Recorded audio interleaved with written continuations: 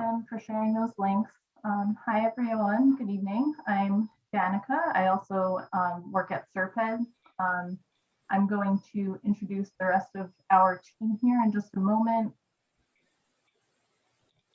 But I think we can get started. So this presentation that we're about to go through is in the meeting materials link that Ben shared in the chat. So if you want to follow along there, there's also some other materials related to the plan that you can review later on, and some links and information about next steps and how you can stay involved in the process. So I encourage you, if you haven't already, to check out that link and save that file.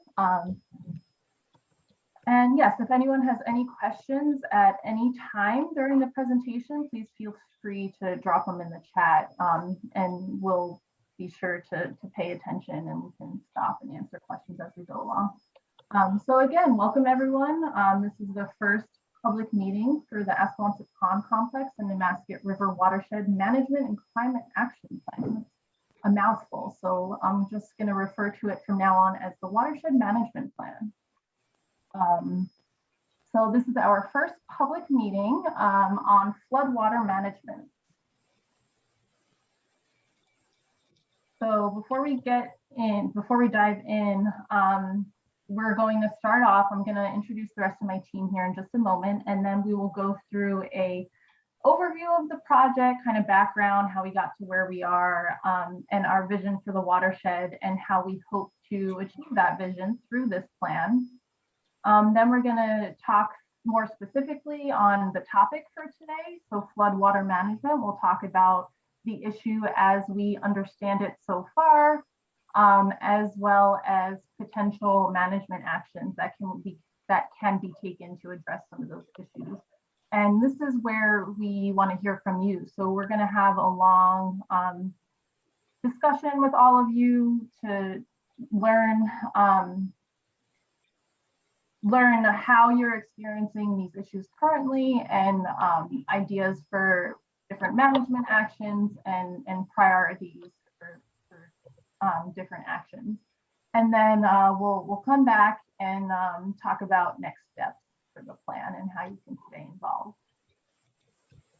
So the project team for this project, it really is, it all started with the Assawompset Ponds Complex Management Team, which is a group of representatives from the 4 communities that are within the watershed, so Middleborough, Rochester, Freetown, and Lakeville, and then the 2 communities that get their drinking water supply from the ponds, so the cities of New Bedford and Taunton.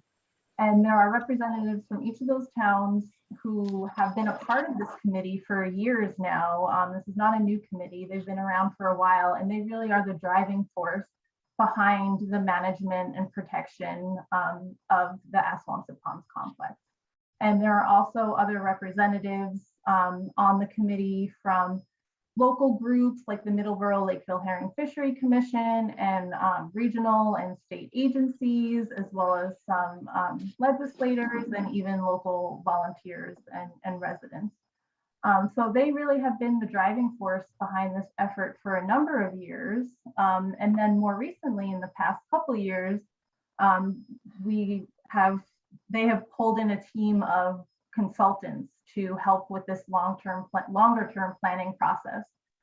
So that team is comprised of my team at SRPEDD, which is the regional planning agency for Southeastern Massachusetts, our environmental program. So myself, Danica, Ben, who's also on the call tonight, and then Bill and Helen, who are at our in-person meeting currently in Lakeville.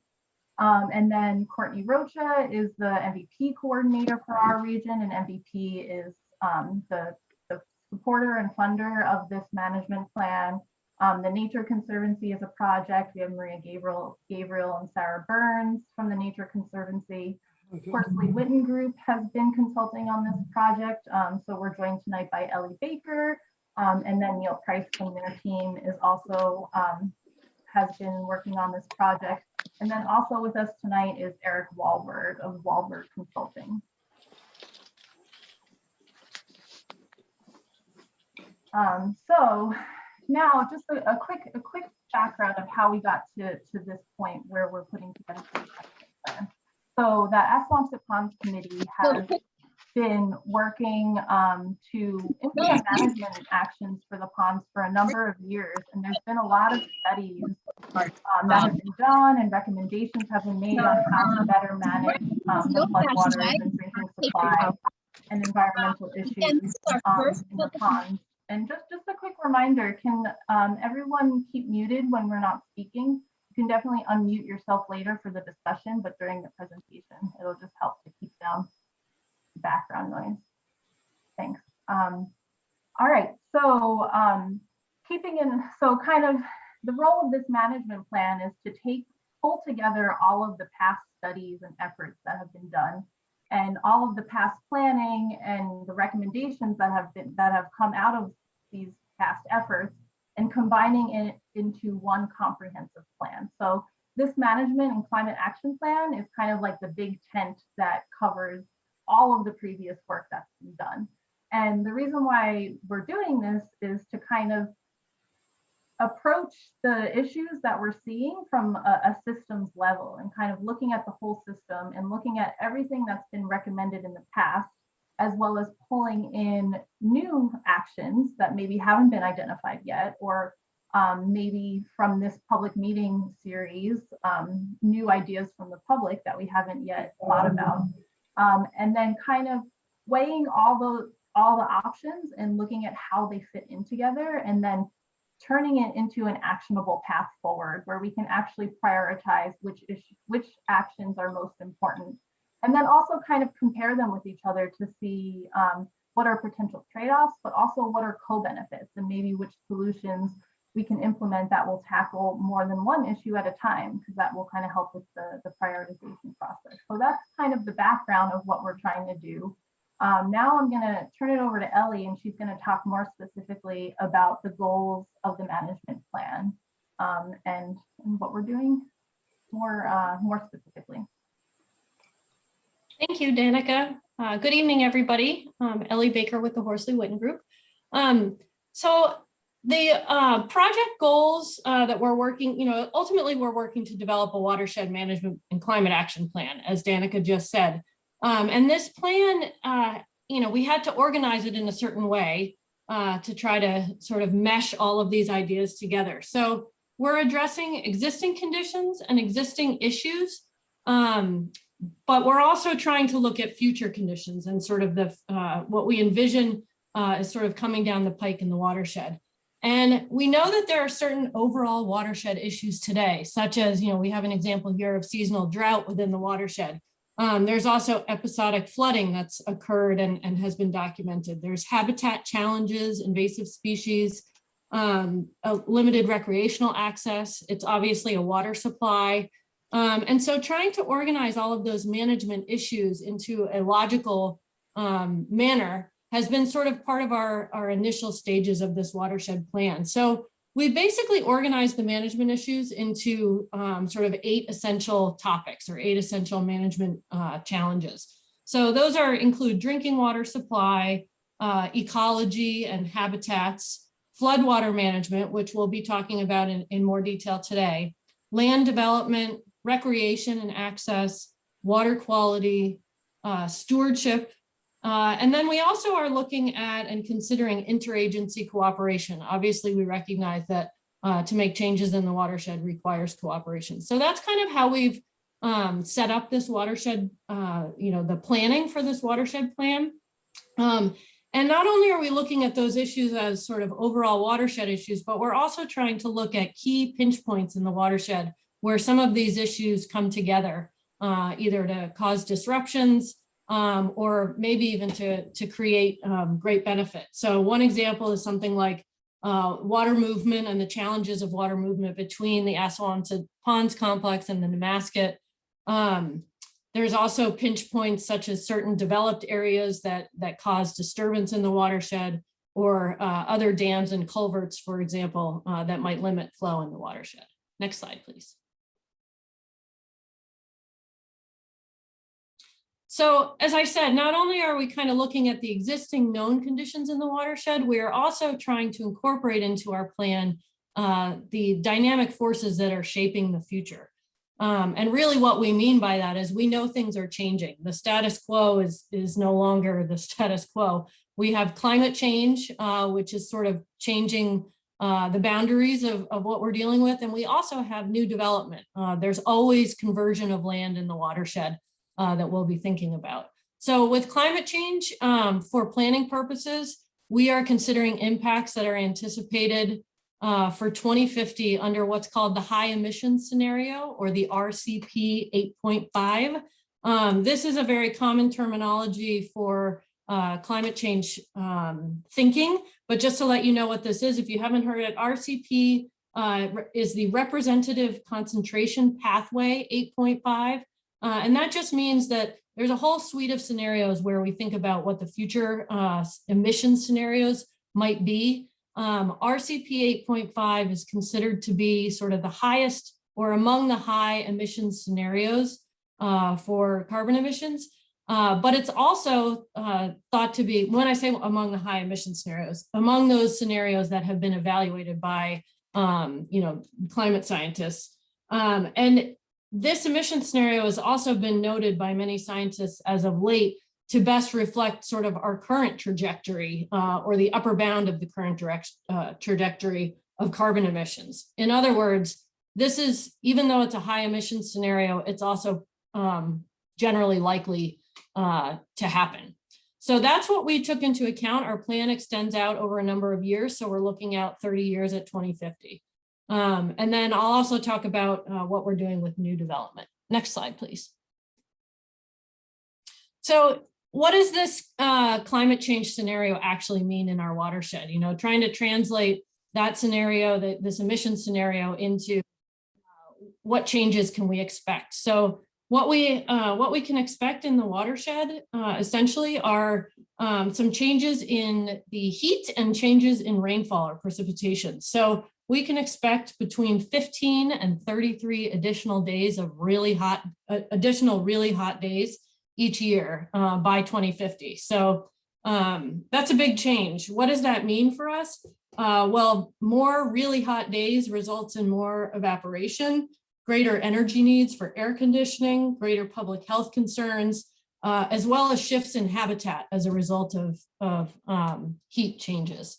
We're also going to see, or can expect to see, much more precipitation each year. Right now, we get about 44 inches in a year, and we can expect to see about 2.5 more inches in a given year by 2050. And that increase is also expected to occur in winter and spring.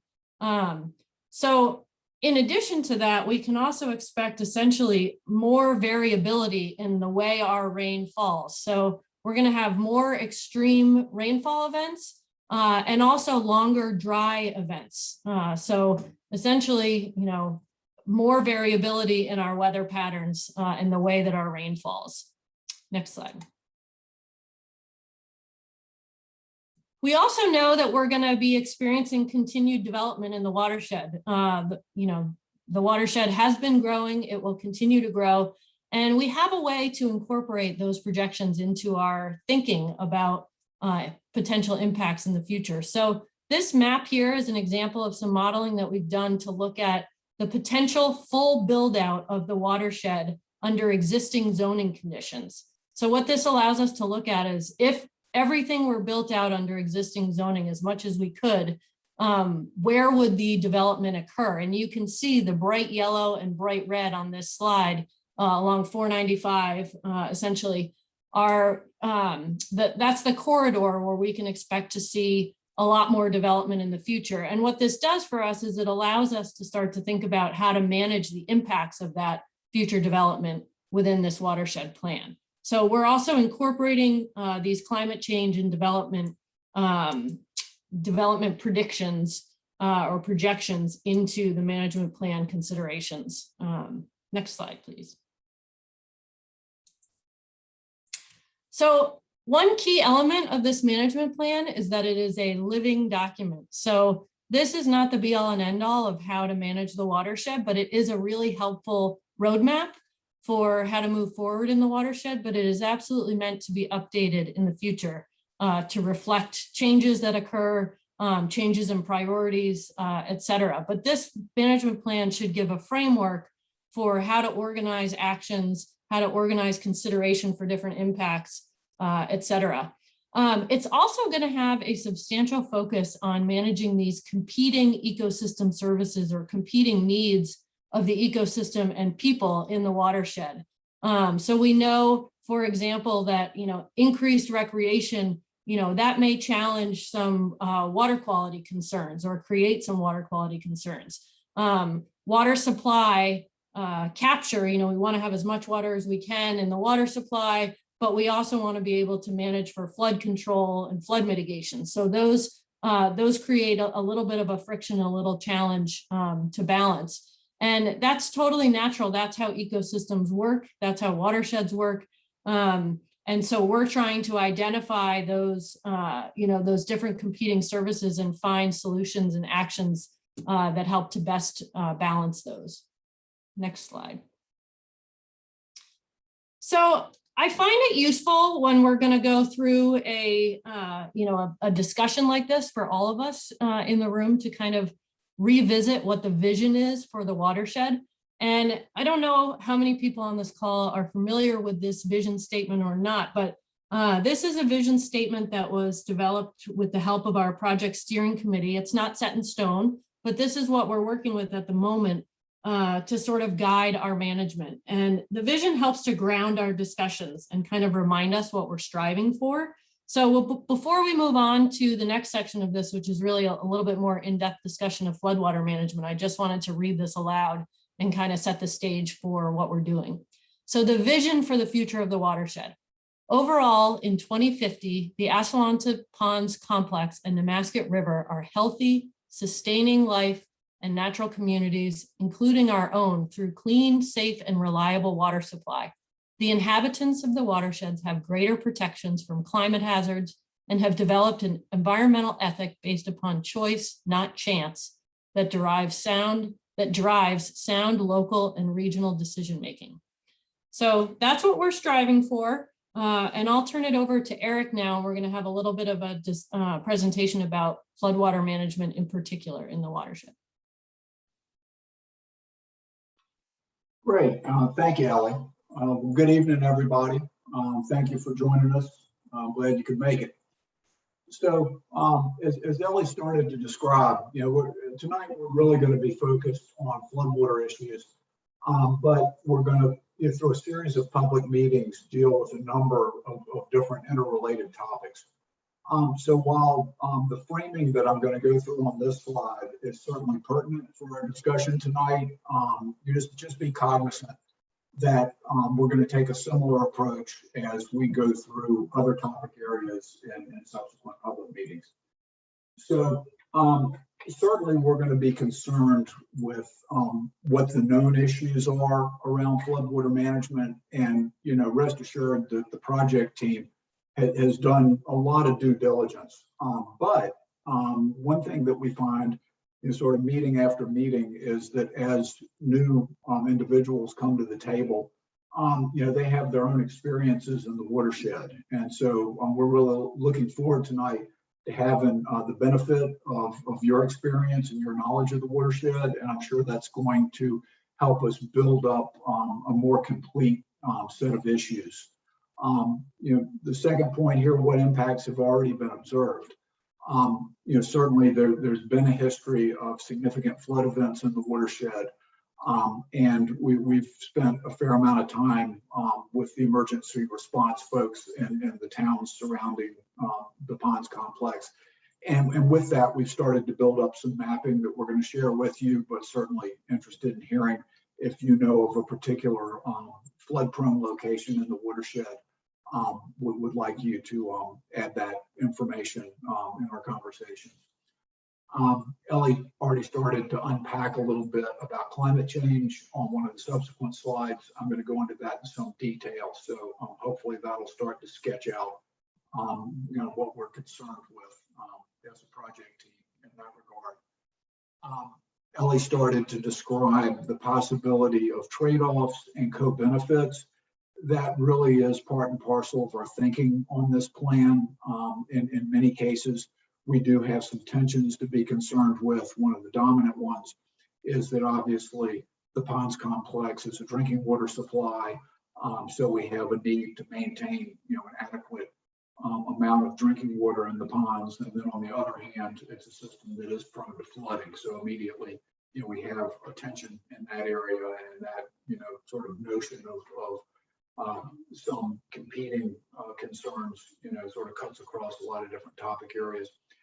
And then we're really, when we get to the matrix discussion tonight, we're going to be talking about potential management actions. We've already started to populate a matrix that explains some of that, but again, we're looking for your input to help really build that out. So next slide, please.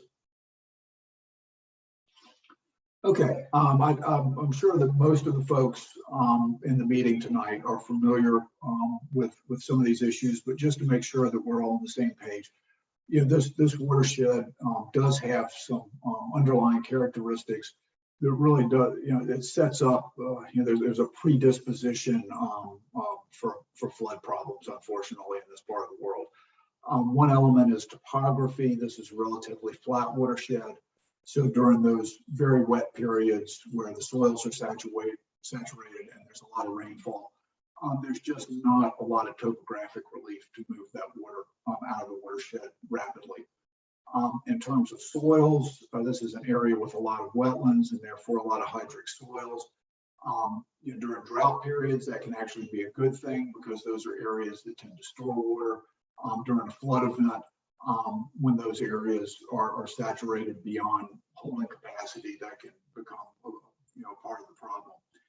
And then certainly because of these first two characteristics, it makes it difficult to site development where it's not in harm's way in terms of flooding. And so we've got a situation now where a lot of pre-existing development is in harm's way in terms of flood hazard. And one of our real focal areas going forward is to try to sketch out a future where we could minimize the extent to which that problem is exacerbated by new development. All right, next slide, please. Okay, so this image is the FEMA flood zones. And again, I'm sure this is an image that a lot of you are familiar with. The areas shown in green and blue are what are known as the 100-year flood area. Now, one of the issues we're going to talk about with climate is that we're starting to get sort of bigger, heavier rainfall events. Things are getting biased in that direction. So this is a bit of a moving target, and certainly we should all be expecting that both the 100-year flood and then we've got the 500-year flood area shown in orange. Those are areas typically a bit further away from the edge of the ponds complex, slightly higher in elevation. But we have every expectation that this map of flood hazard areas is going to change a bit over time. And likely, we're going to see a larger footprint of flood hazard areas. Next slide, please. Okay, so this is the map I referred to earlier, and this is where we've started to compile in what's called a geographic information system or a computer-based mapping system. What got flooded during the last really big flood event, which was roughly 10 years ago. So what we've got shown here in red are areas where there were tremendous flood issues. Areas shown in blue highlight road closure areas. Now, certainly there was some intermingling between those categories. And then we've got, over on the right-hand side, a number of bullet points that just highlight some of the areas that suffered some of the most impacts. Now, this is certainly not to say that there aren't other areas of the watershed that have flood problems. And again, as I said, certainly part of what we're about with these meetings is trying to get a more complete picture of where people have had problems. Next slide, please. Hey, Eric, this is Ellie. I don't mean to interrupt you, but I think it might be helpful if you lean in a little to your microphone. I think it's getting a little. Okay, is it clipping some? Yeah, thank you. Okay, great. Okay. So in terms of climate change impacts, and I already started to talk about this just a little bit, but what we're seeing over time, this is particularly pronounced in the northeastern portion of the United States, but we're seeing a shift away from sort of mild and moderate precipitation events, and an increase in the percentage of precipitation that we get in very heavy downpours. And you know, I know that everybody's seen this on the news over the last few years. You know, it's not just New England, this is throughout the US and in Europe as well. But, you know, in New England, we've got a bit of a double whammy in that, you know, we're getting more precipitation on an annual basis over time, but we've also got this biasing towards very heavy precipitation events. The mechanism is that as the atmosphere warms, it can hold more water vapor. And when it comes out of the atmosphere as precipitation, it can come down in buckets. Already started to reference increased total precipitation, our second point here. So that's, you know, the total amount on an annual basis going up over time. And then we have warming temperatures. And I'm going to talk a little bit about sort of a tug of war that we've got going on as the climate warms. And even though we're talking about flooding issues, we also have to be cognizant of the other side of the coin, if you will, and that's drought conditions. And so as temperatures warm, we're getting a longer growing season that in conjunction with higher evaporation rates during the summer can lead to a situation where things dry out more rapidly. And so I just want to point this out because it's part of this balancing act that's going to have to be considered in terms of managing drinking water supply on one hand and thinking about the flood threat on the other. So, you know, just to, again, sort of tee up this idea of thinking about trade-offs when we talk about possible solutions. So next slide, please. Okay, also though, you know, we've got trade-offs, but we've also got the possibility of some genuine co-benefits to be had. And one of the approaches that the project team is looking at is thinking about where we might do environmental restoration or some additional land conservation, and how we might get a couple of different benefits to line up. You know, on the one hand, improved flood storage, and on the other hand, improved habitat quality or ecological vitality. So certainly it appears that there are some opportunities. You know, we'll talk a little bit more about those specifically in the matrix discussion. Just to give you an idea of what I'm talking about here, in a parallel project where some modeling is being done, looking at the dam at the Assawompset complex, it appears that there are some opportunities there for redesigning that structure that may both allow increased flow during flood events, therefore, you know, reducing the amount of time when flood conditions are experienced, but also may present some opportunities to reconnect some of the wetlands that are just downstream of the dam. And again, that could do good things in terms of floodwater storage, but could also be more vital from a habitat perspective. In stormwater management, certainly we've got some similar opportunities where the extent to which we can improve local infiltration of stormwater, that does good things for groundwater recharge, can help you deal with drought situations, and could also be a good thing from a flood management perspective. In that same vein, if we can infiltrate stormwater on site, that does good things for reducing non-point source water pollution. We're also going to talk about a couple of other areas in the matrix discussion, including interagency cooperation, where we might get better alignment between, say, roadway management and some of these concerns we're talking about tonight. And then finally, thinking about future land development and how that might affect some of these issues in the watershed. Next slide, please. Okay, so the categories that we're going to talk about when we get to the matrix discussion are what we've got listed here on the right. So we're going to have an opportunity to weigh in on how we might do a better job of storing flood water. That might be some of the wetland and floodplain restoration that we've talked a little bit about, helping the floodwater flow. That might be some dredging work, removal of vegetation. Some of that might be infrastructure fixes, making rules that limit danger from floodwater. MOUs as an example, improved floodplain regulation, etc. Avoiding floodwater.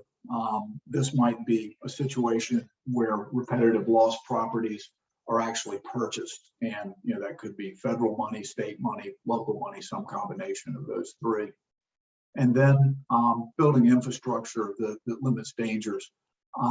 One of the things we've heard about again and again this project and some previous work related are a number of culvert issues where you've got undersized culverts that are exacerbating flood problems. And then thinking in terms of possible green infrastructure fixes, increased use of grass swales to absorb floodwater. Next slide, please.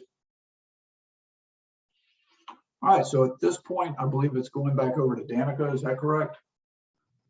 Yep, thanks, Eric. Yep. Okay, well, thank you.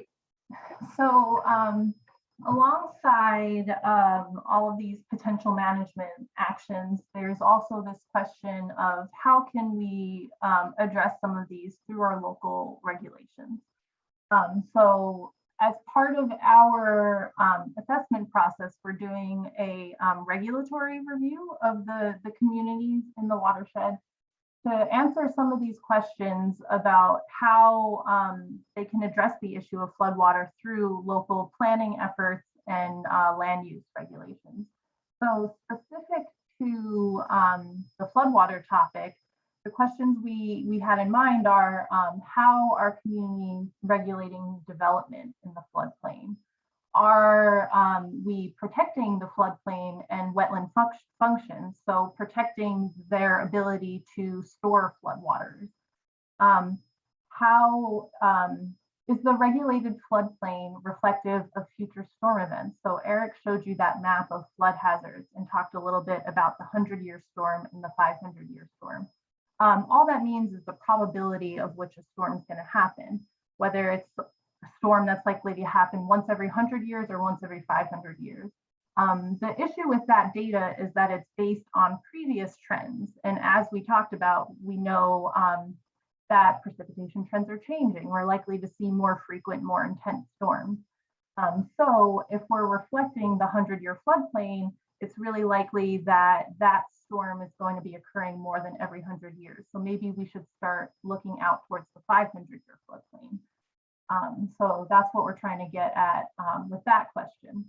And then how can we protect or relocate the existing development and infrastructure within the floodplain? So kind of like the buyout option that Eric talked about to avoid floodwaters. And lastly, are communities adequately prepared to respond to recurring extreme flood events?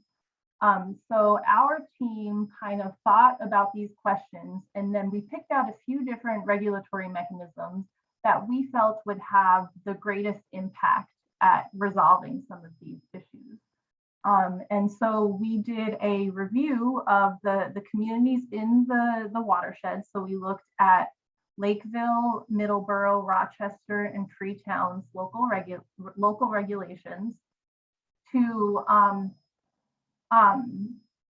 more specifically, we looked at their wetlands regulations, their floodplain regulations, and their hazard mitigation planning. So we did a review of those topics for the 4 communities, and I'm going to give a quick overview of that right now. And then this is the last portion of our presentation, and then we're going to dive into discussing some of the actions. So just a heads up that we're almost done talking to you. So for the wetland bylaw review, we found that all Middleborough, Freetown, and Rochester do have wetland bylaws. Lakeville does not have a wetland bylaw currently, which doesn't mean that wetlands aren't protected at all. There is a state Wetland Protection Act that has basic protections that apply across the state within wetlands. The point of adopting a local bylaw is that you can protect wetlands above and beyond what the state protections are. So you can regulate a larger area, so like the buffer area surrounding a wetland, which is really important because having a healthy buffer helps to protect the wetland, so it has improvements for water quality and flood storage. So if you're regulating a larger area and protecting that larger area, it's going to have benefits for both habitat and floodwater storage. And then, so that is why you would have a local wetland bylaw. Lakeville, as I understand, it's not from lack of trying that they don't have a wetland bylaw. They've had some challenges getting a local bylaw passed. So I just want to throw that out there and not say that I'm like offending Lakeville because they don't have a bylaw. It's definitely not easy to get one of these together and pass. So of the towns that do have bylaws, we found that Middleborough, Freetown, Rochester, they're all regulating larger areas than the state area. So Middleborough protects the regulates the 25-foot buffer. Freetown has a 100-foot buffer for wetlands and a 200-foot buffer for river, lakes, ponds. And then Rochester has the same as Freetown. So what this means is that any activity or development that's going to take place within that buffer area has to be reviewed by the local conservation commission, and they have to issue a permit for that activity. In addition, we also looked at how activity is regulated or approved within those areas. So again, that floodplain, the 100-year versus the 500-year storm that we were talking about. Are communities regulating the 100-year floodplain or larger? And most of the communities here either didn't specify or are regulating the 100-year floodplain, which is the typical regulation. And then additionally, what activities are prohibited versus allowed in the wetland area. So we looked at that.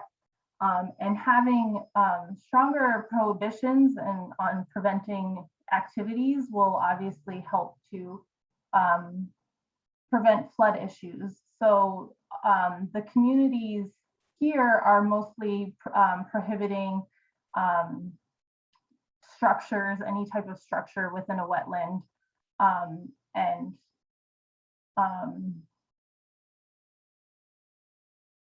in some instances, the towns are, Rochester is the only one who has a strict no activity zone. So within 20 feet of the wetland, you have to have a strong case to get a special permit or a variance in order to do that.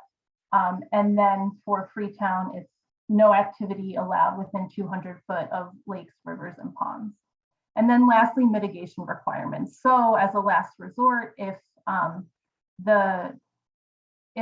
the activity has to take place within the wetland or a buffer, requiring the developer to make up for that by restoring a wetland elsewhere. And then for floodplain bylaws, each of the communities within the watershed has a local floodplain bylaw and a local floodplain overlay district. So this identifies the area of flooding. So in the case of all 4 communities, it's the 100-year flood elevation that's being regulated. And this is an overlay district. So whatever the underlining zoning is, the regulations within this district are in addition to whatever the underlining zoning is. So given whatever is allowed in the underlining zoning, in this overlay district, there are additional restrictions on what can't take place. So across all communities, any alteration of that flood level, so if anything were to happen, if a structure were to be placed or the floodplain were to be altered such that it would cause higher levels of flooding to the community, that wouldn't be allowed. And that's pretty standard across all 4 communities.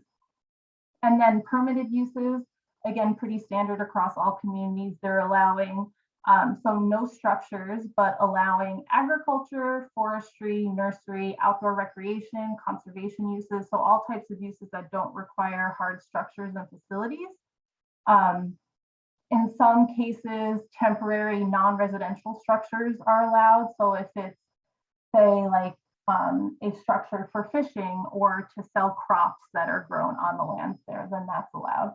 And then Middleborough additionally allows some residential uses if you have residential properties such as lawns, gardens, parking, and storage, which is important to note because altering those areas for parking or a lawn, that could have impacts on the floodplain. So that's important to note.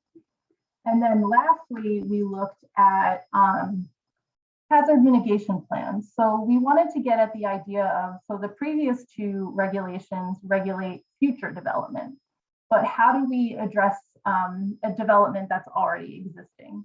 So one way to do that is through hazard mitigation planning. So that is a plan that communities can adopt locally for how they're going to deal with natural hazards and prepare for. Another reason why we chose to go this route is because we wanted to explore the options for that buyout program that Eric mentioned. And there is a statewide program that's under consideration at the state level now, and there might be future legislation to implement a statewide buyout program. So if through their hazard mitigation planning, communities start thinking about this now and coming up with strategies to identify where are ongoing flooding issues happening and documenting that, then they can theoretically be ready for this program once it's implemented. So Freetown and Lakeville do not currently have hazard mitigation plans. Lakeville is in the process of developing one now. Middleborough and Rochester do have plans, but both of them are expired. Rochester's is a bit older, it expired in 2010. Middleborough's recently expired in 2020. So we looked at Middleborough specifically for this since it's more recent and more relevant, and we pulled out some recommendations. We pulled out the information from that plan in this chart on the right here. So overall, for the flood vulnerability assessment in Middleborough, and I think this applies across the watershed, they're seeing high frequency of flood risk, extensive severity when floods happen, and it's affecting limited geographic areas. So not necessarily the entire community or the entire town, but there are neighborhoods within the community that are seeing these impacts. So again, the hazard mitigation plan looks at the 100-year floodplain and records 100-year flood events, which have been recorded in 2010. There were 2 events during those large 2010 floods. It records locations where floods have happened, and then it also records losses. So Middleborough participates in the National Flood Insurance Program, which is how homeowners can purchase flood insurance. So as of 2010, when this data was pulled, there were 34 flood insurance policies. And since they joined the program in 1981, there had been 20 claims and 15 were paid out. And they only identified one property. So this was between 1981 and 2010. So this information is a bit dated. One property that met FEMA's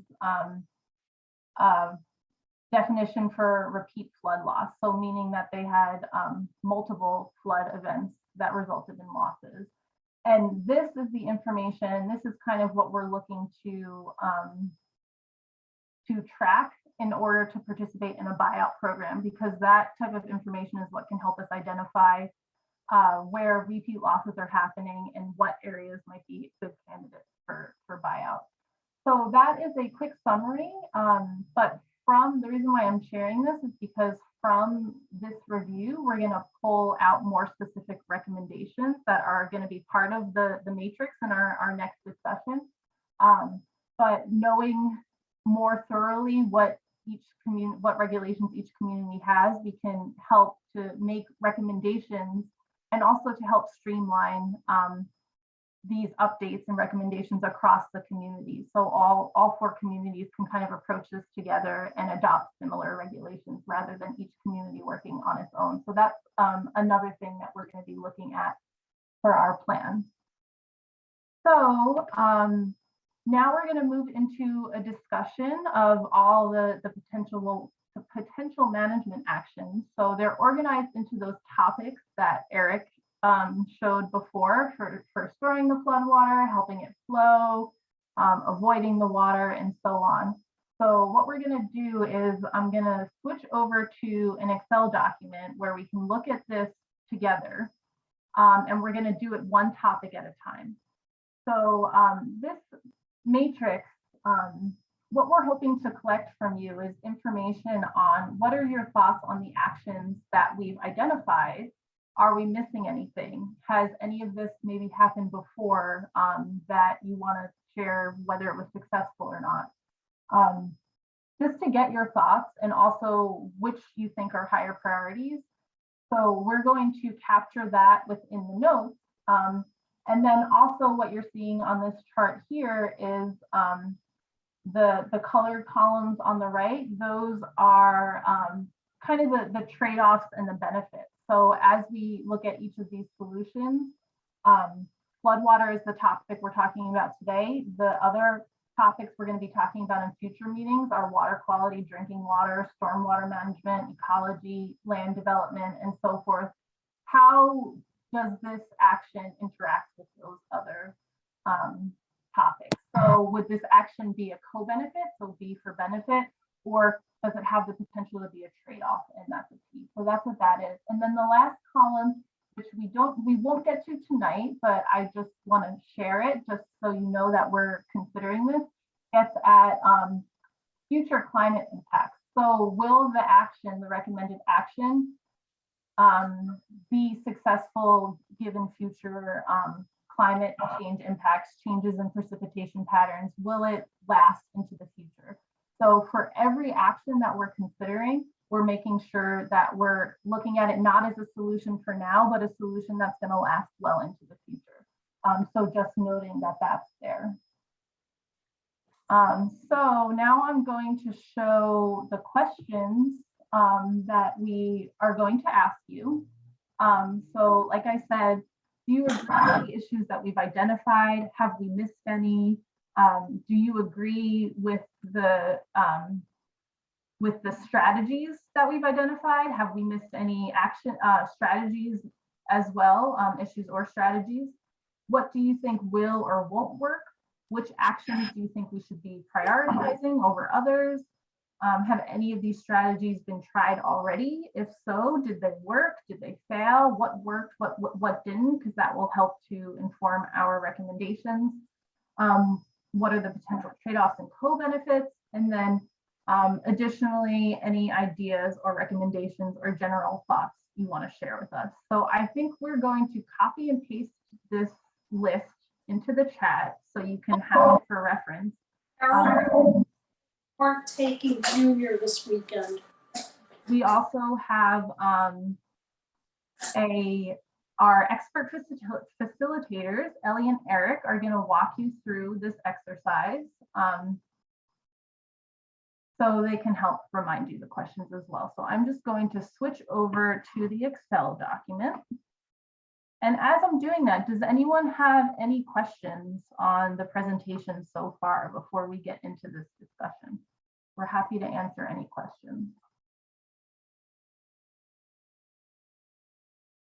Yes, I've got one. This is John Morse. What is the relationship between APC and the Southeast Regional Economic Development Organization? Sure. So SRPEDD, the Southeast Regional Economic Development District, is the regional planning agency for Southeastern Massachusetts. So the communities that lie within the watershed are members of our region and our district. And our role is we provide services to communities, particularly planning services. So under this grant to develop this plan, the the APC committee has asked for us to support them and provide consulting support and planning support. So that's the role there, where you can think of us as a consultant that the committee is hired to go through this process. Thanks for asking that.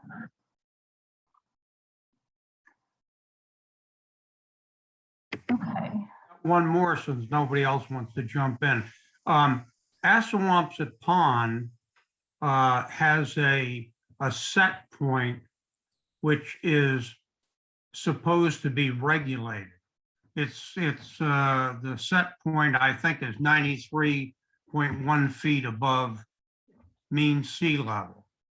My question is, I know that there's some automated system that sends water levels to some place electronically every day. And so my question is, why hasn't the level of Assawompset Pond been maintained at the set point, which I thought was agreed to by all parties this year? I mean, the set point was agreed some time ago, but why hasn't it been maintained this year? So I can't speak to whether it's been maintained this year. If anyone else on the project team would like to jump in, please do too as well, if you know more. But there is an agreed, so like Eric kind of taught, and Eric and Ellie both talked about how maintaining the levels at a certain point, try to getting at that sweet spot where the water level is high enough to maintain the water supply, but not so high that it's causing flooding issues. So you're right, there is an agreed level that the communities have set and try to maintain at. And I know part of the management structure for that has to do with the Assawompset Pond Dam, and how to manage that and improve that structure is something that we're looking at as part of this planning process. So I can't speak specifically to what's been going on this year, but I can tell you that it's something that is a consideration within this plan. I don't know if Ellie or Eric, you want to add anything to that? Yeah, I can jump in with just a couple of thoughts. And, you know, the problem in the past has been, you know, sort of either an undershoot or an overshoot of what would be an optimal level in the pond. And a lot of that's weather driven, but it's also infrastructure driven. And, you know, if you've got, you know, not enough water coming in, there's not a whole lot that can be done about that in those periods where there's too much water and you get a flood event going on. The existing dam, even with all the riser boards out of it, just takes a very long time to drain the system. So that's, you know, certainly, you know, we're cognizant of some of those issues, and that's part of what is a driver for this project. Thanks, Eric. I didn't mean to cut you off, but I wanted to just get the Excel sheet up here. So this is the what we're going to be walking through our actions. So again, this is the overview. We have on the left-hand side over here are all the management actions. I'm going to be taking notes here on your comments and your thoughts, and then you can also look at the trade-offs and the benefits that this solution, implementing this action, would have with other topics. And then again, will it survive future climate conditions, which will be a consideration further down the line, but not something we're trying to look at today. So we are going to go one topic at a time. So I have each sheet organized by topic. So I think I'm handing it over to Eric now to facilitate the discussion around here.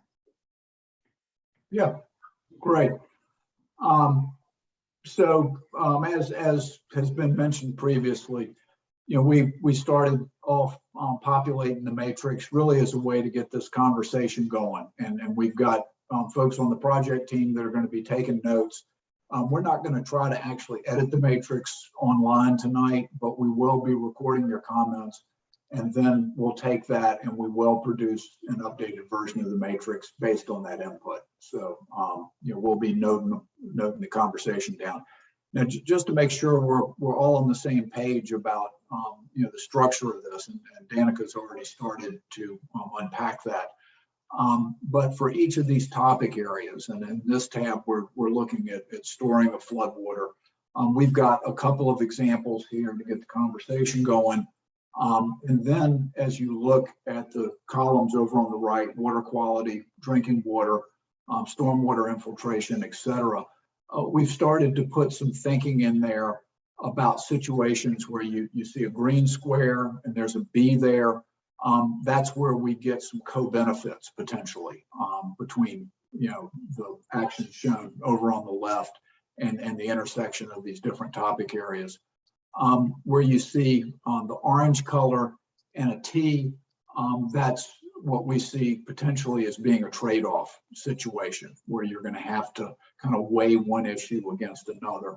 The T with the brackets around it is a situation where you have a trade-off, but maybe not quite as serious. So anyway, now, these are generalizations. So, obviously, there's a lot of the devil's in the details on this stuff. But again, we're just trying to frame things up to get your input.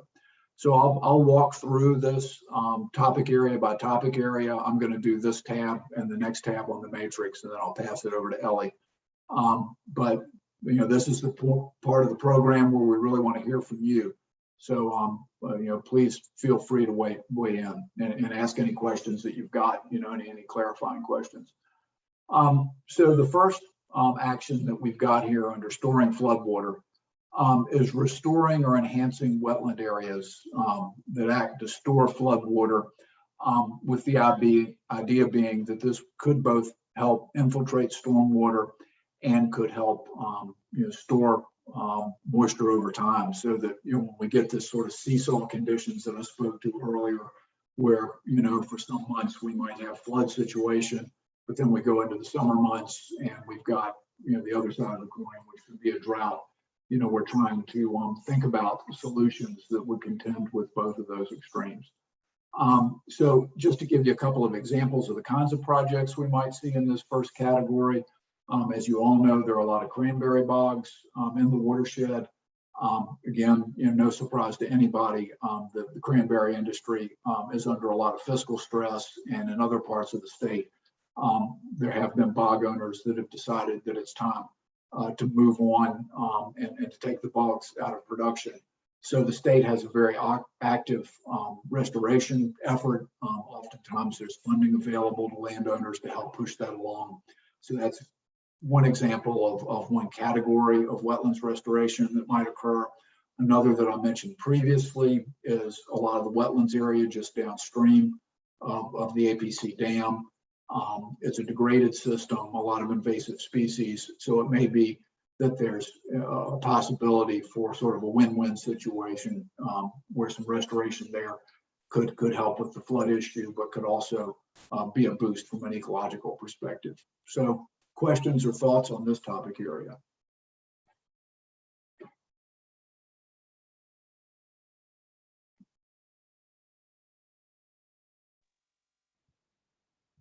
Yes. I would just like to point out that when we recently went kayak down the Nemasket River, it was amazing. This was actually below the area that is in the purview of this study, but I think it probably is true upstream as well. The Nemasket floodplain is extremely flat, and it was amazing how much the water spread out over all of that stuff that I think you might be referring to as invasive species. We couldn't find the channel. I mean, we found ourselves just crisscrossing over and taking all kinds of shortcuts and getting lost because the water had spread out so much. Yeah, no, that's a great example. And just to be clear, we are considering the Upper Nemasket, in this project. So that's certainly fair game.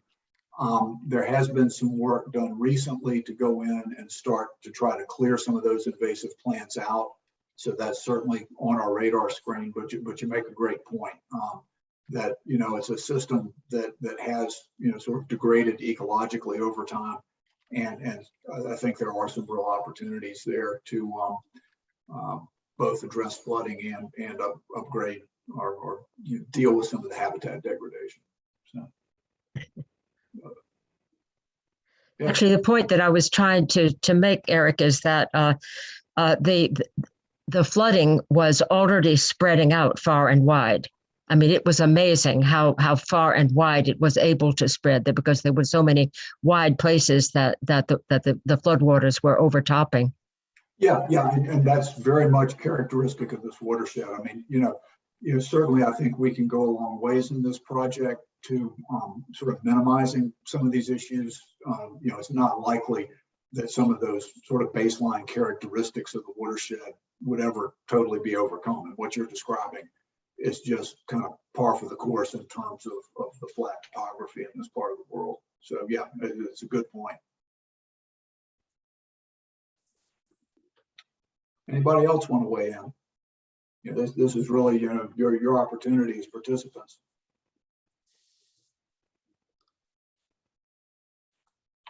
All right, well, move on to the next category. And, you know, if you think of something that pertains to a previous category, please jump in. So another possibility, I was going to move on to the second item. If you can go back one slide. So the second item in the first column under possible management actions here is to expand wetlands into upland or disconnected, disturbed areas and protect buffers, creating additional storage capacity. So this certainly relates to the first category, but it would deal a bit more with some of the adjacent uplands. There may be situations where you've got prior conversion of wetlands to other uses. And so there may be some opportunity to pivot that back to wetlands. In other cases, we might think about land conservation or land management adjacent to the wetlands. So again, it's you know, trying to be forward thinking. The idea being that likely we're going to see larger flood footprints over time due to climate change. So it's trying to be proactive.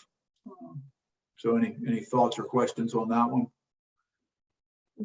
Just as a question, is there kind of a knowledge base about costs and benefits for these different approaches? Yeah, there's a lot of literature to lean on. And I mentioned before, there's a parallel project that's concerned specifically with the Upper Nemasket. And in that, a number of different infrastructure options are being modeled. And so with that, there'll be some quantitative comparisons made. And then we're hopeful that over the long haul, we're going to be able to do a larger hydrologic study for the whole watershed, which would include the APC and the Nemasket, and would you know, get at sort of a hard-nosed quantitative look at some of these trade-offs. Right now, we don't have that specific information for this watershed, but as I said, there is a great base of literature from projects in other places that you know, give you a good qualitative assessment. So.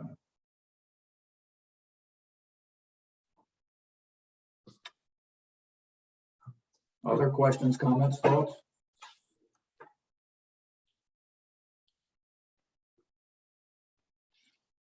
All right, well, why don't we go on to the next tab? And like I said, if you think of something that you know you'd like to comment on a previous tab, that's fair game as well. All right, so now we're sort of shifting, and now admittedly, all of these things overlap, so it's a little bit hard to tease them apart totally.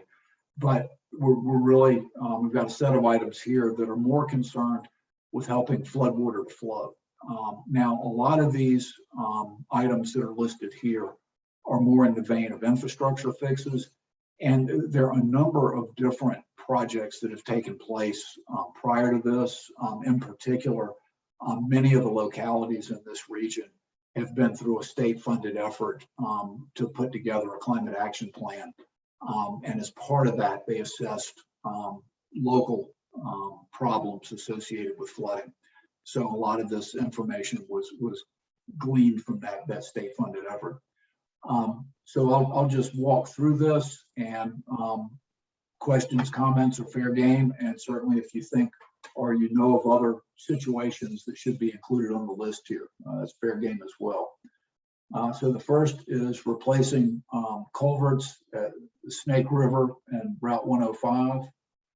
I'll just read them off, and then we can open it up and people can jump in.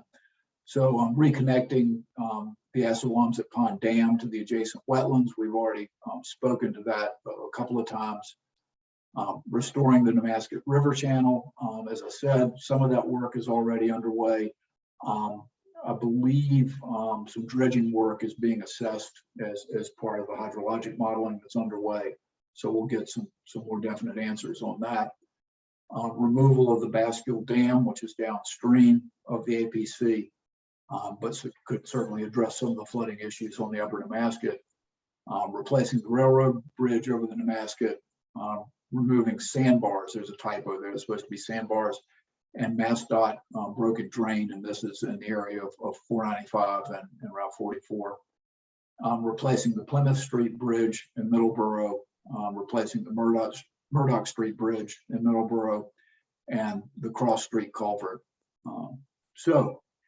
With that list, open it up for questions, comments, or thoughts about additional items that should be on this list.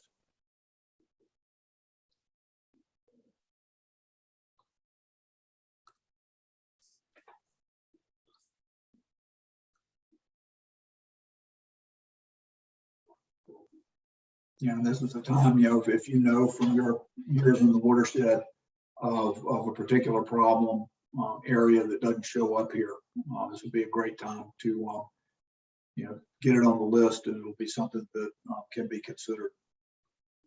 Is the dam at where Assawompset joins the Nemasket River? Is there any plan to look at that to make it more efficient? I don't see that. Yeah, that's actually, that's a great point, and that's a separate but parallel study. And in fact, we just reached a point where within the last week or so, the engineering firm that's looking at that came back with a number of different redesign options. And in fact, several of them really would make substantive improvement in the residence time of floodwater. What it would do, it would increase the rate at which floodwater could be moved out of this system. So that's not part of this specific effort, but it is being worked in parallel. And those two things will come together.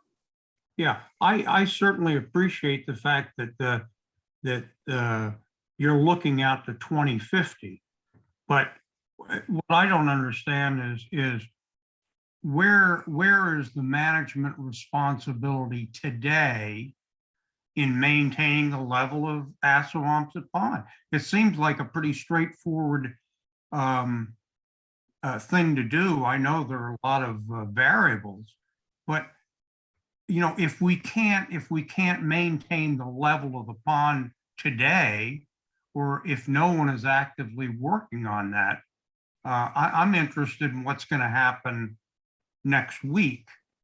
And I'm certainly interested in what's going to happen in 2050. But yeah, the lake level should be managed. No, I hear you, and I'll give you my read on it, and certainly would encourage other project team members to jump in if they want to add information. But my understanding of the current situation is that even if you take all the riser boards out of the existing dam, it doesn't drain rapidly enough to deal with flooding issues. I mean, it will come down over many, many weeks. And so, what we're seeing from some of the modeling work is that a redesign of the dam as one element in this could in fact make an important difference. It's not the only piece of the puzzle, but I think the simple answer is that right now you've got some infrastructure in place that is not really up to snuff in terms of being able to adequately control levels. I mean, anybody else on the team want to jump in on that? Do you agree with that?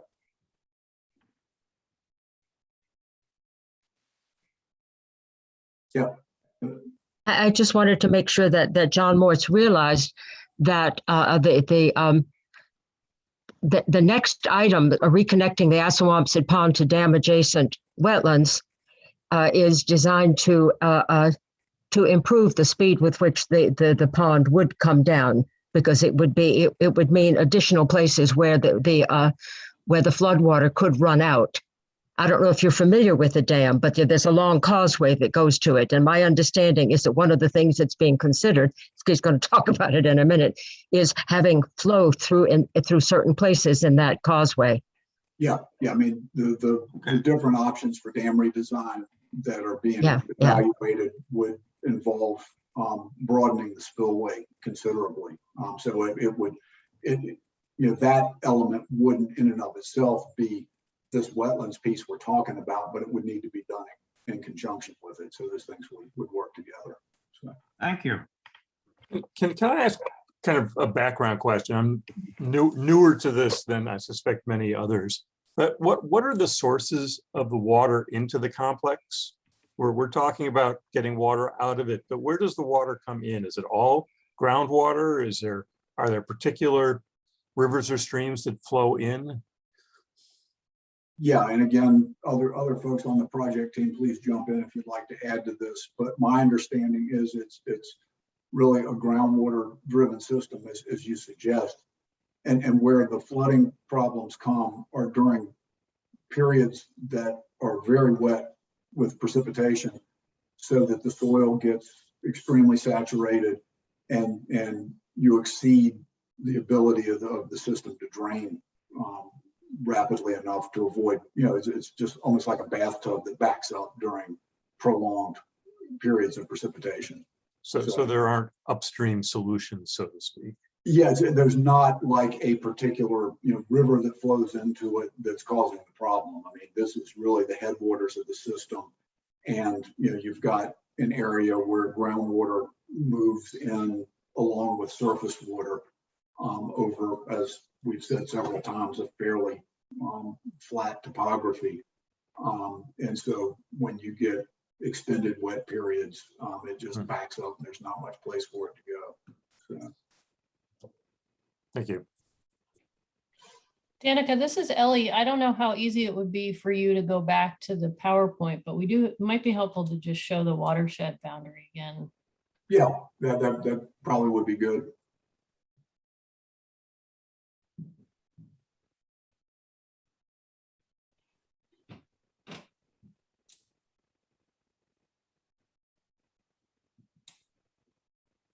Slide 5 or 9 has a good watershed boundary. Oh, there you go.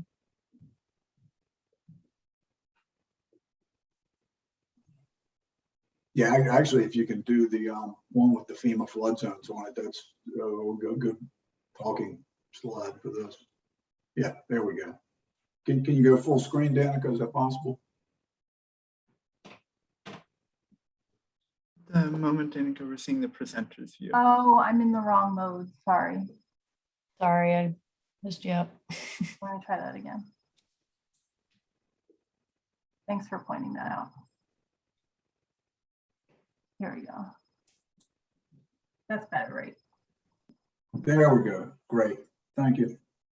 Okay, so the black line is the watershed boundary. And then if you see the dark blue line that runs sort of through the center in the upper portion of the screen, that's the upper Nemasket. Danica, could you point the dam just so everybody that's not familiar? So that's where the dam is right there. And so, basically this is a fairly flat watershed, precipitation and groundwater flow in, accumulate in the ponds complex behind the dam, and then work their way down into the Nemasket.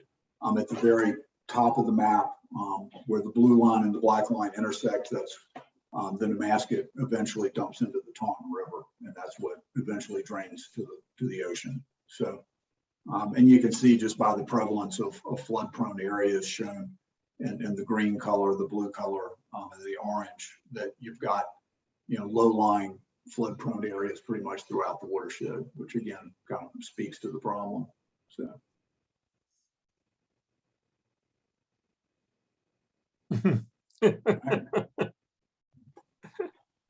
Yeah, Thanks, yeah, Mike. yeah. Great. So any other questions on the watershed? No, we'll go back to the matrix. Ellie, did you want to add anything before we go? No, I think that was a helpful overview. Visual, Okay, good. all right, great. Thanks. Okay. All right, so back to the matrix, please. All right, so Matrix now, right? any other questions or thoughts on what we've got here? If not, in the interest of time, I'm going to pass it over to Ellie and we're going to move on to the next tab. But any other thoughts or questions? All right, and certainly if you sort of ruminate on this and think about something that ought to be on the list here, a project you've heard of or has been discussed in your community, please reach out to us and let the project team know. So Ellie, I'll pass it over to you and you can move on to the next tab, please. Okay, great. And just to remind folks that there is a packet that a PDF document that's a packet of information, and this information is all in there. So if you do want to think about this beyond this meeting, you can certainly look at that packet and get back in touch with us. We would really appreciate it. So we're going to move on now to sort of rules and regulations, sort of a regulatory approach to limiting the dangers from floodwater. There are a number of different things that communities can do in a sort of a rules or regulatory fashion to protect resource areas and protect property. Essentially, a lot of this is actually focused on protecting property and keeping property out of the flood zone or away from harm's way in the flood zone. So as Eric did, I will read through what some of these options are, and then we can talk about them in a little bit more detail. But just so you get a sense for what they are. The first item here is that communities can pursue participation in FEMA's community rating system. This is basically a checklist process where a community can do a bunch of things in their community to improve the flood protections in the community, and they can participate in the FEMA the FEMA insurance process. If you go through the community rating system and you do a certain number of good things related to flood mitigation in your community, then you can get it's a scoring system, and the better your score, the better your ability to reduce the flood insurance rates that your community members will pay. So it's a way to reduce flood insurance rates within your community. And what we're talking about doing here is perhaps working with communities to do this on a community basis, but it's very cumbersome to go through the process. It's time intensive, staff intensive. And so one approach may be to take a regional approach to this community rating system. So essentially having some sort of regional collaboration, maybe through a staff person or an organization that would facilitate enlisting in this community rating system across the whole region. So that one, just to help communities get through the process essentially. And in doing so, you reduce the flood insurance rates for your community members, but you also, logically reduce the flood risk to your community members. So all of these things in the community rating system sort of checklist are good things to do. So one way to go through this process is to be fully in the community rating system and actually take advantage of all of that, reduction in insurance, or you can use the checklist as a guide for sort of good things you should do to reduce flood risk in the community. So what we're talking about there is, basically doing that on a regional basis. And actually that was kind of a mouthful. So rather than reading the rest of them, I guess I'll just stop there and we can, I'll put it out there and see if anybody has any thoughts with that or familiarity with this process and wants to comment on that. Or if any communities have tried this. I don't think that they have in this watershed, but I'm not certain of that.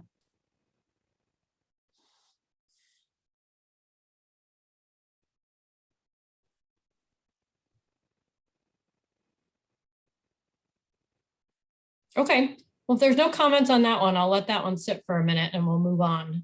So the next one is to review memoranda of understanding and procedures with entities such as MassDOT, MassDOT that have a role in scheduled maintenance for drainage, sedimentation, road management, those kinds of things that basically affect the drainage system within the community. So making sure that the agencies that are dealing with road and drainage maintenance are really doing the most that they can be doing to address maintenance issues. The next one is to limit development in the floodplain, and this goes to the idea of floodplain zoning and improved wetland bylaws that we heard about from Danica. Similarly, adopting a local stormwater bylaw that accounts for more intense storms. So as we talked about, we're already experiencing some change in our rainfall patterns and storm intensity, and we expect that to continue. So how do we address that within our local stormwater bylaws to require strengthened stormwater management? And then similarly, we can do that at a local level, but also the state has some purview over stormwater management, particularly through both the MS4 permit, which some of you may be familiar with in communities, but also through the State Wetlands Protection Act. So the State Wetlands Protection Act that applies everywhere to wetlands across the state also has embedded in it some stormwater management standards for projects that drain to wetlands.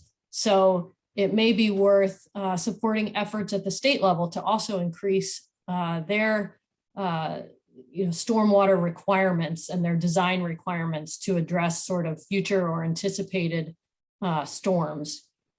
The next one is transfer of development rights bylaw. So I don't know how familiar folks might be with this concept, but the idea is that you create an overlay district, or basically two related overlay districts in a community that identify an area where you want to discourage development because it's sensitive, and an area where you want to encourage development because it's less sensitive and for other reasons related to transportation or other reasons you might want to encourage development. So you set up a system within your local bylaws where people can essentially trade development rights from one location where it's undesirable to another location where it's more desirable. And that's a way of sort of directing development to places that are less sensitive.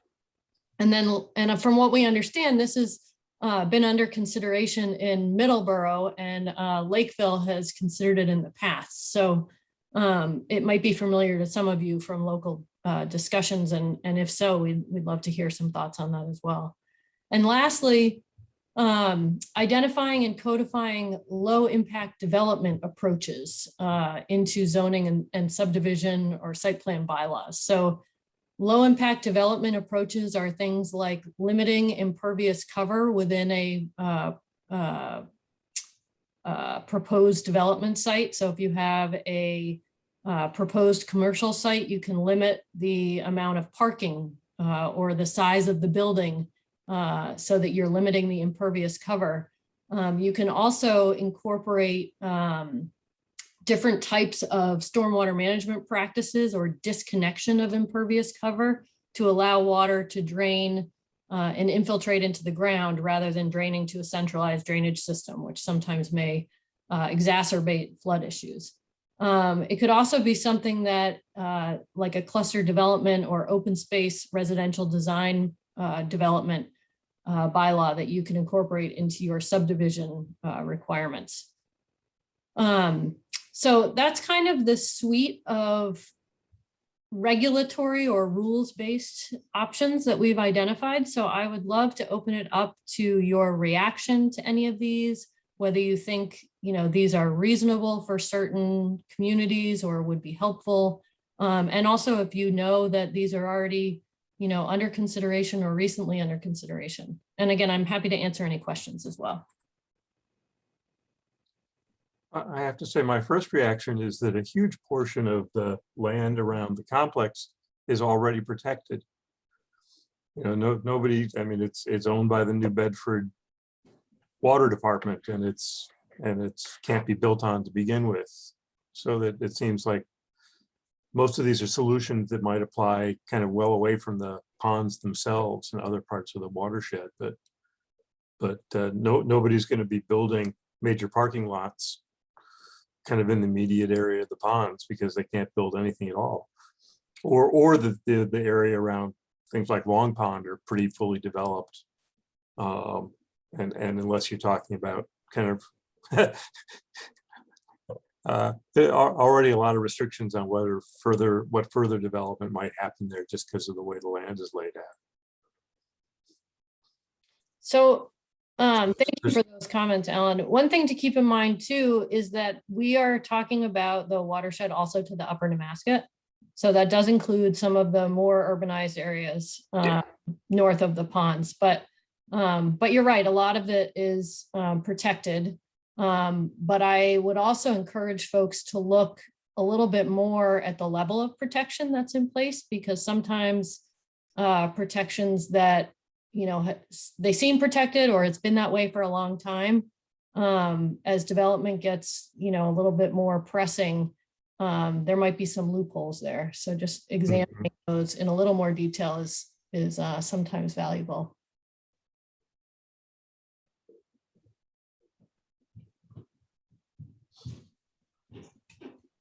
Does anybody look at one of these and say, no way? Could you expand on the statement right there at the top? Make rules that limit dangers from floodwater. What are the dangers that you're? What are the specific dangers that you're referring to?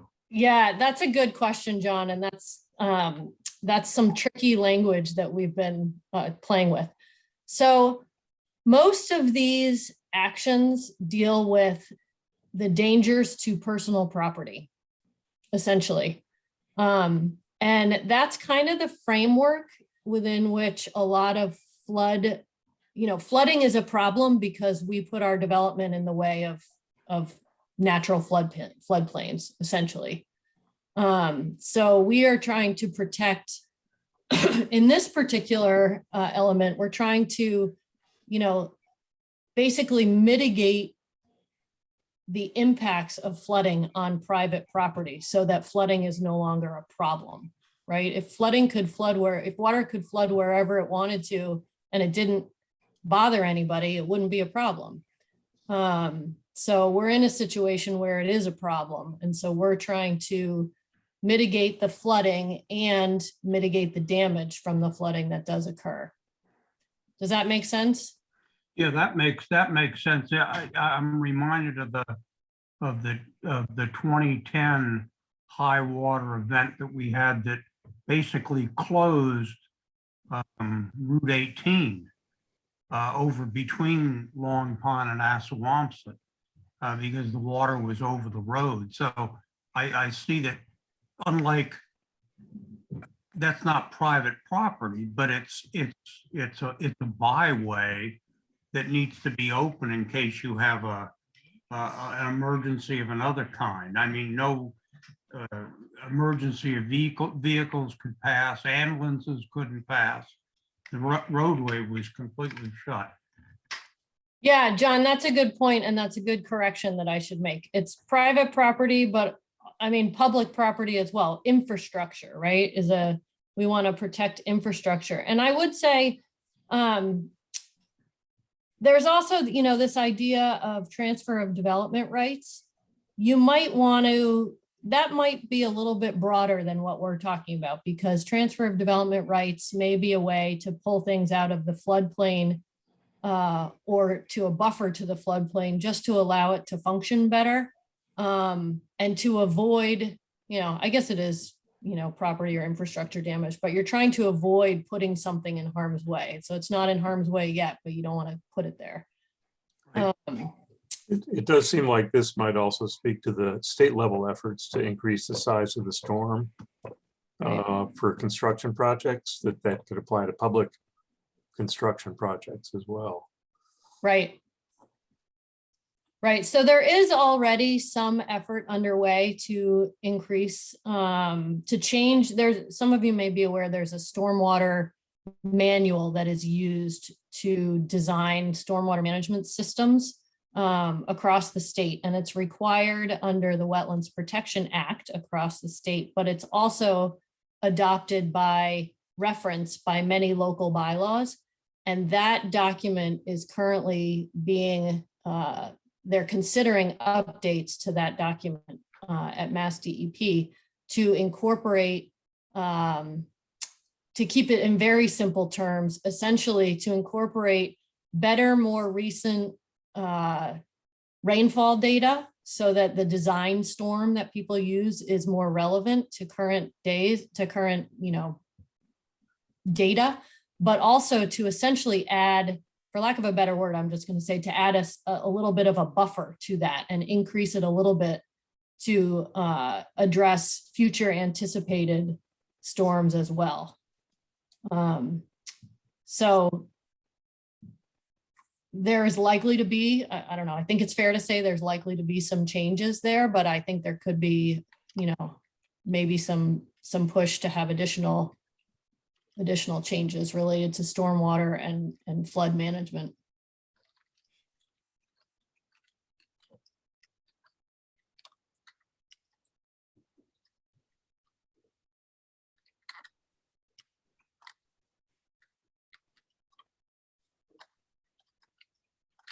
Did anybody have any reaction to the community rating system approach? Or questions?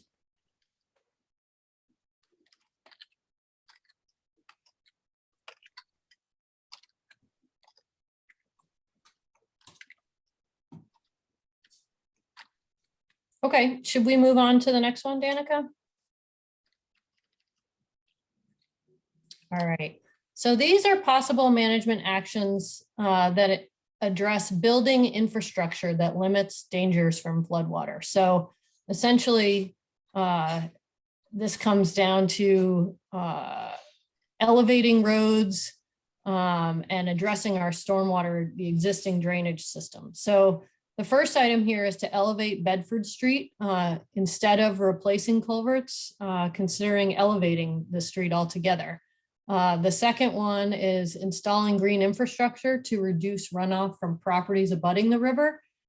So anywhere where there are properties abutting the river, rather than having direct impervious cover directed right towards the river itself, could we put in green infrastructure to allow it to infiltrate, or at least to slow it down? Infiltration may be difficult in a lot of these areas, but at least slow it so that you don't have these peaks running into the river. And by green infrastructure, I think many of you know what this means, but essentially green infrastructure are sort of vegetated processes or processes that allow water to infiltrate or detain, so that you're trying to mimic natural processes in the way that we manage stormwater from a site. And then the last one is installing green infrastructure to mitigate flooding along roadways. So either installing or retrofitting things like swales, what we often think of are country drainage systems, but trying to sort of disconnect roadway runoff throughout the watershed. So those are a couple of suggested management actions. I'm sure there are more within this category, but I will open it up for your thoughts.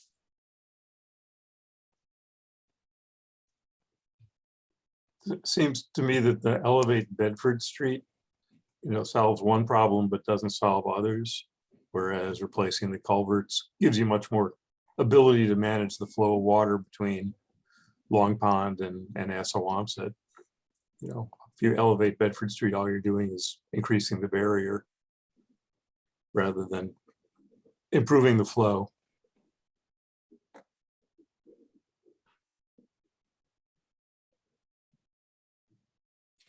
So one idea with that is to elevate it as in a bridge, which would be a big To open it up. project, obviously. Any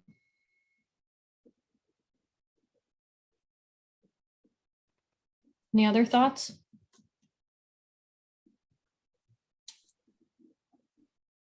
I can't see everyone on my screen, so if you want to just speak out, go ahead.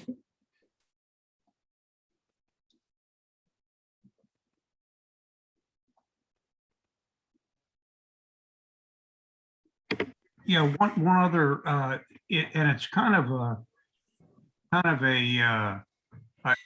you've got that marked as a trade-off under water quality, and you have a subtable invasive there.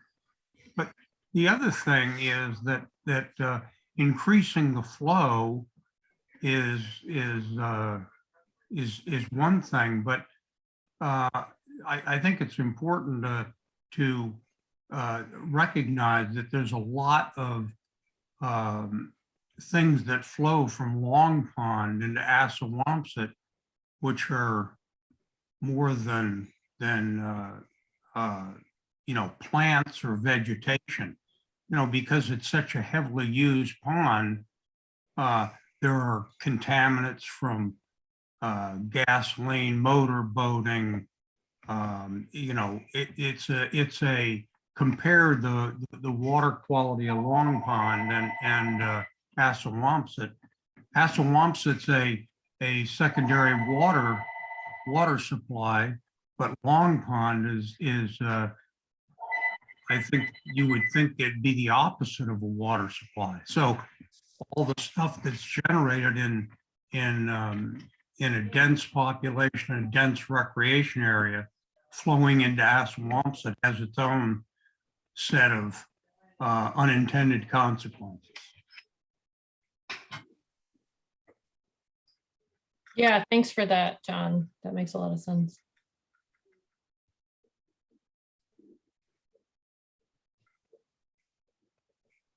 Any other comments or reservations about these ideas?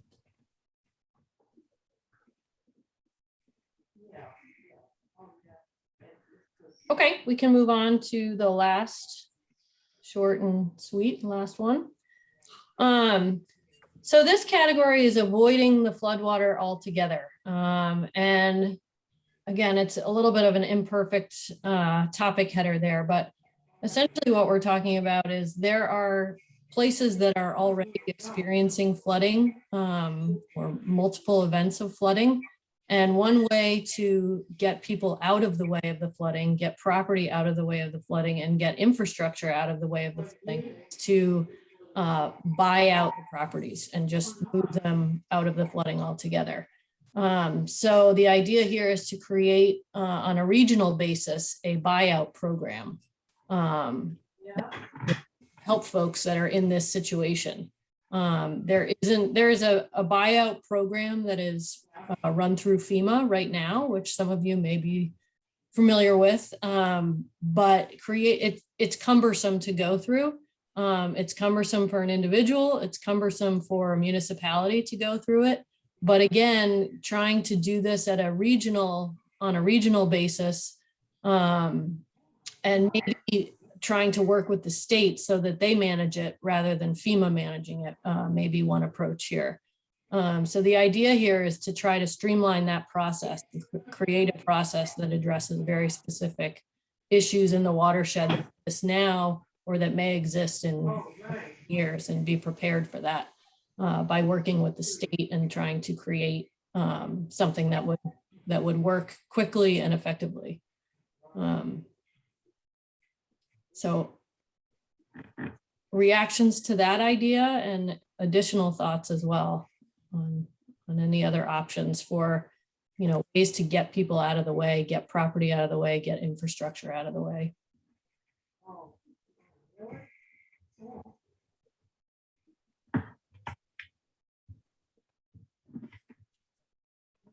Yeah, I would think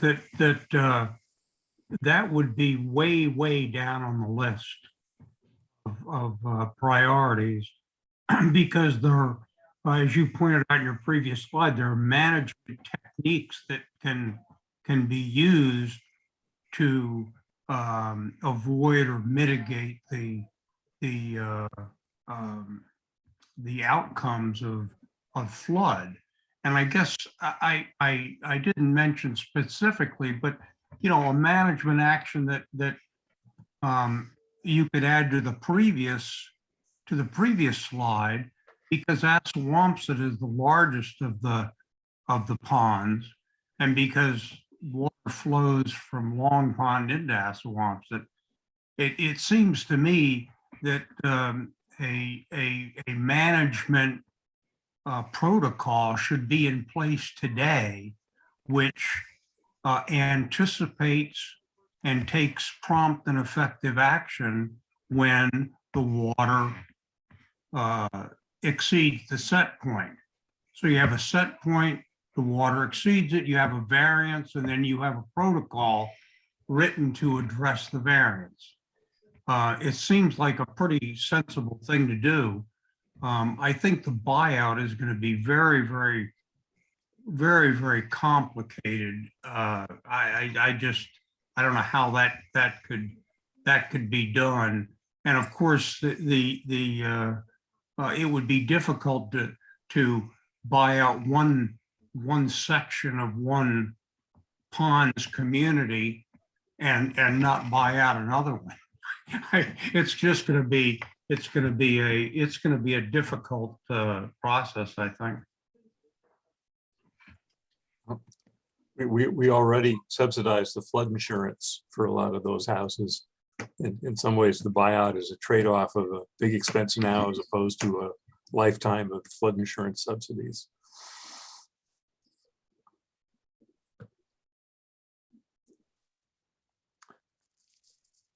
It would be great if some of the neighborhoods that were built before the Wetland Protection Act went into effect, those neighborhoods, and especially in Lakeville, that were filled in wetlands, if that fund was big enough to really attract people to abandon those houses and let that land go back to the wetlands that it was previous, that could be substantial storage. But I mean, I think that the account or the fund that would need to do that would probably have to be pretty big. I think it's probably the one drawback I see with that part of it.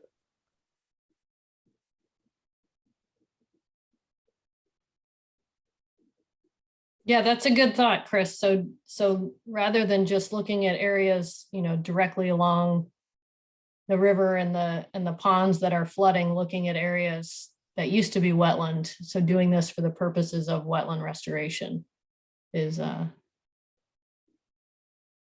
interesting idea. I guess I would just put it out there too. John, I appreciate what you expressed about, putting this at the, bottom of your list for reactions. And that's part of what we want to hear from all of you, is sort of what things jump to the top is really important. And if something's less important, that's helpful to know too. I think this buyout program idea, whether it's appropriate and really useful in this specific area or not, I think remains to be seen. But it's not, that discussion probably would not happen, in isolation in this watershed. It's happening in a much more broad context around coastal communities and buyouts, et cetera. So it is part of kind of a bigger discussion as well. The other place where I think it will come up is when you get into the discussions about water quality, that there are, I think, probably a huge number of homes in the Long Pond area whose septic systems fall well below the current standards, and who, for zoning rules and for cost, can't afford to upgrade them to what would be required. And in those cases, I think some kind of a buyout process might actually be very attractive to some folks. They can't sell their houses as they stand now, and they can't afford to replace the septic systems. Yeah, that's an interesting idea too, Alan. Thank you. Can I add one more off the wall thought. I specialize in those, which goes back to the flow only tab.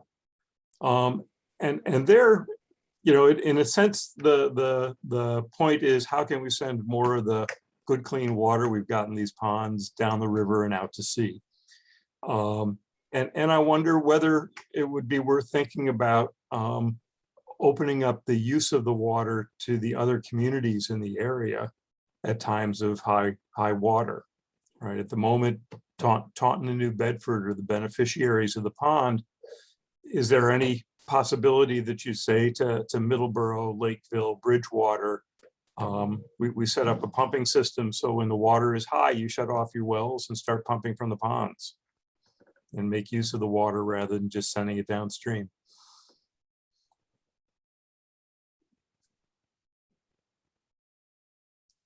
Thank you, Alan.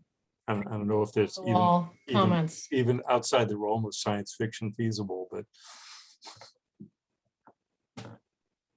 it seems to me it would help maintain the groundwater that those towns depend on and be more effective use of the water in the ponds than.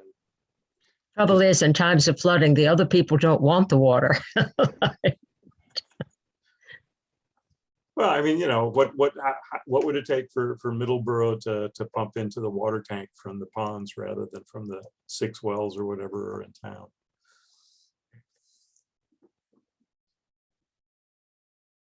Yeah, would it make a difference? Interesting thought. Thank you, Alan. We welcome those. We could set up a great big bottling plant.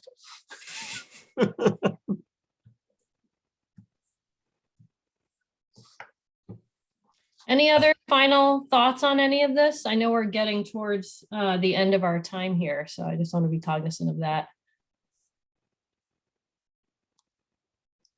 And if not, I think I am turning it over to Ben for some closing remarks, next steps. But before I do that, just thank you all for your time tonight and your thoughts and participating. Hopefully you will take a look at the materials, the little packet that's available to you, and certainly share some additional thoughts if they come to you. So thank you so much.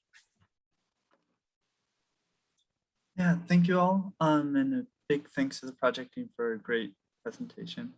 And to everyone who attended today, we really appreciate your feedback and all of the really amazing points that you've given the team to think about now.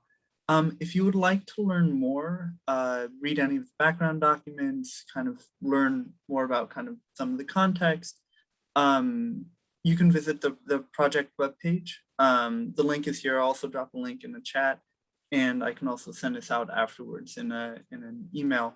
And to make sure that we do have your email, if I could ask everyone once again to just quickly fill out this sign-in form. I just sent it out in a chat box. That would be really, really helpful. So continuing on with this topic, we do have two options for you to share any thoughts or feedback about this session tonight. You can visit this comment APC-Nemasket link to leave us any comments if you have any additional thoughts or any other ideas regarding any of the pertaining to any of the comments or actions that we talked about this evening. That link is also here. And we also do truly, if you do have truly anything, please feel free to put it in that form. And we do have an interactive activity. It's an online flood reporter where you can see essentially previous flood events over the last couple of years, particularly pertaining to the 2010 floods, and has an opportunity for you to drop a pin or a point and identify particularly chronic or unique flooding events in your community. So, Danica, would you be able to open up the reporter really quickly? If not, I could open it up on my computer. I just want to keep people through it. quick visual walkthrough of that.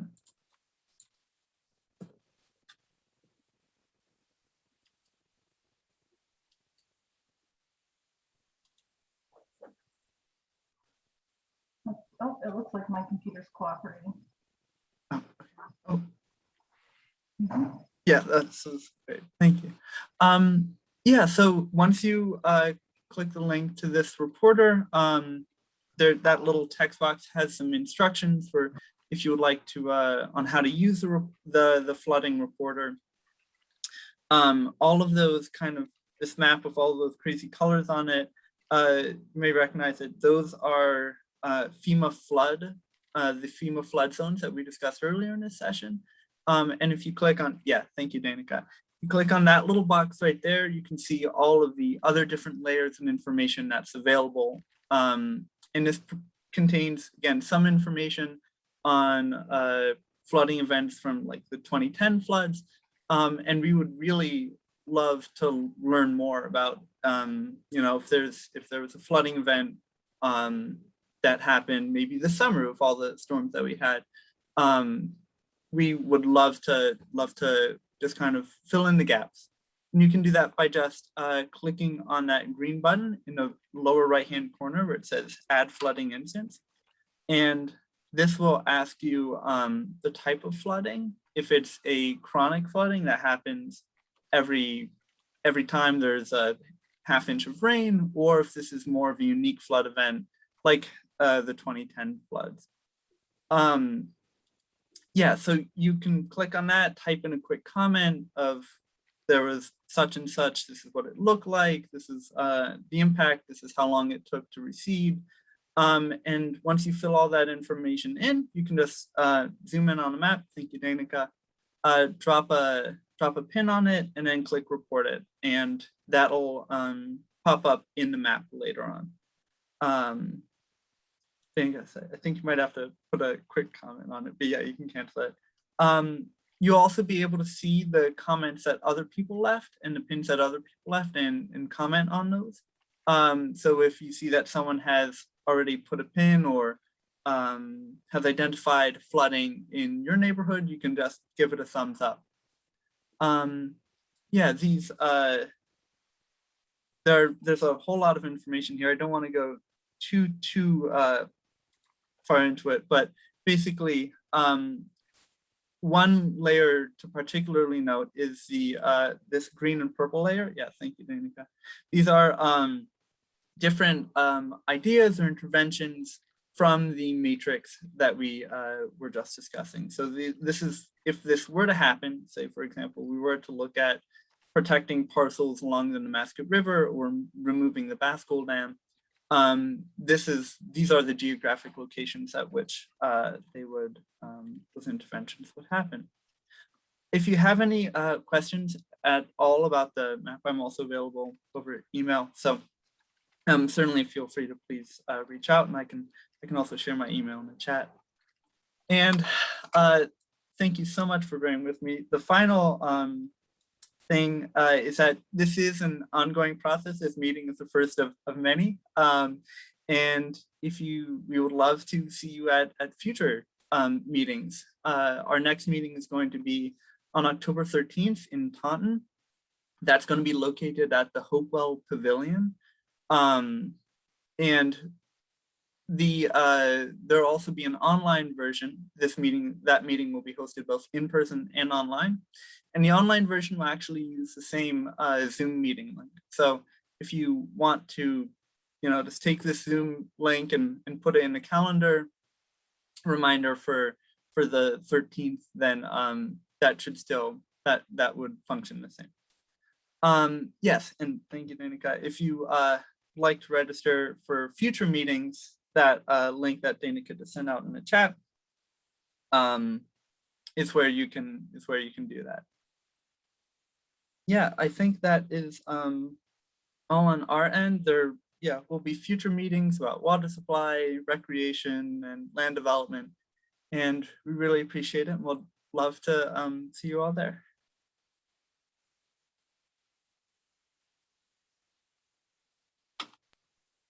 Thanks everyone for your time tonight. We really appreciate it. Take Thank care. you. All right, good night.